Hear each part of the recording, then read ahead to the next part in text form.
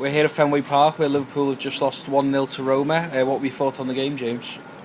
Yeah, I think it was just a typical pre-season friendly, really. For a large part, it was played at a pretty pedestrian pace. Certainly a game of few chances. I think Liverpool improved hugely after the interval. I thought the first half was pretty lifeless. They didn't pass the ball with any great tempo or any urgency. But in the second half, they picked things up and looked more likely to break the deadlock, to be honest. Philip Coutinho was an absolute cut above anyone else on show. I thought he continued his great form that he's shown so far in pre-season. His ability to pick that pass and unlock a defence is just a fantastic tool in Liverpool's armoury ahead of this season. He looks like he's ready to raise the bar even higher.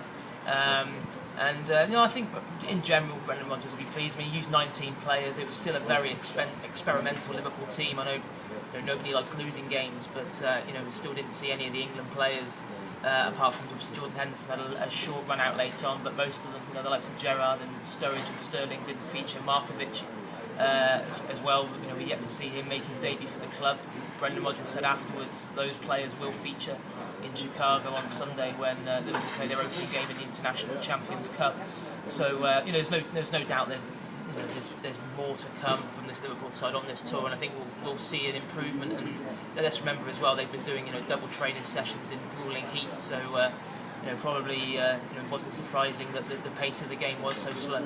And is this a success for Liverpool despite the defeat, coming to Boston, meeting all the fans? Will Brendan Rodgers and the club see this as a success? Yeah, I think so. The club's made a lot more friends as well. Just as 2 years ago was a huge success here, this was as well. Fenway Park has experienced some great nights over the last century in Major League Baseball, and they put on another great show tonight. It was a packed crowd, in excess of 30,000. Made for a decent atmosphere, and I think we were on the verge of a penalty shootout when the goal finally went in. Liverpool were a bit unfortunate with the manner of it, with obviously taking a bit of a deflection off Agger on the way through and leaving Brad Jones beaten. But in general, it's been a really solid start to the US tour, and they'll be here for the next couple of days. They're not going anywhere yet. They're going to be training at Harvard on Thursday and Friday before they head off to Chicago. There's various commercial opportunities that they're following through with, in terms of the deals they signed earlier on this year with Dunkin' Donuts and Subway. Players involved in various initiatives with them over the next couple of days, which is modern football. That's part of the deal when it comes to signing these these lucrative sponsorship agreements that they have to be carried out. And so they're balancing that. But I know Brendan Rodgers is delighted with the way the tour's going so far. We've seen the likes of Christopher Peterson and Adam Phillips getting a late run out tonight as well. A great part of their development and their learning curve to play in front of a packed house against a quality Roma team. Because let's not forget, this is a team that finished second in Serie A last season, and they've got some quality players. And just finally, any updates on transfers in terms of Bertrand apparently is a name who's popped up yet again. Yeah, well, we know Liverpool have kind of turned their attentions back to Ryan Bertrand. This pursuit of the left back is turning into almost like a summer-long saga, really, because we know Brendan Rodgers initially had targeted Alberto Moreno of Sevilla as his priority for that role, but they've just been, it's been impossible to try and reach an agreement with Sevilla. I think their demands have changed at various times, and they're wanting in excess of £20 million for Moreno, and Liverpool simply won't pay that figure. Obviously they looked at Ben Davies of Swansea, but they missed out on him. He's gone to Tottenham for £10 million. So the focus has now turned back to Bertrand.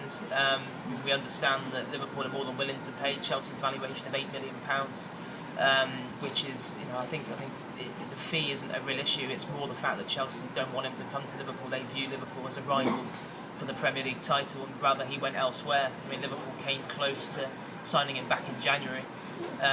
But at the end, towards the back end of the negotiations, the Chelsea hierarchy put the dampeners on it, and he ended up spending the rest of the season on loan at Aston Villa. So we understand Bertrand is very keen to come to Liverpool, and believes it will give him that chance to get the regular football he wasn't able to get at Stamford Bridge. But as it stands at the moment, there's frustration there. But Loic Remy is in Boston. He should complete his medical in the next 24 hours. So he'll become the 5th signing of the summer. Obviously they're in talks with Atletico Madrid over signing Manquillo, the right back, which will be a loan with a view to a permanent. And Dejan Lovren, I think Liverpool still remain very hopeful that deal will get done in the foreseeable future for around £20 million. So Liverpool have been busy in the market so far this summer, but there's still a lot of business yet to be done.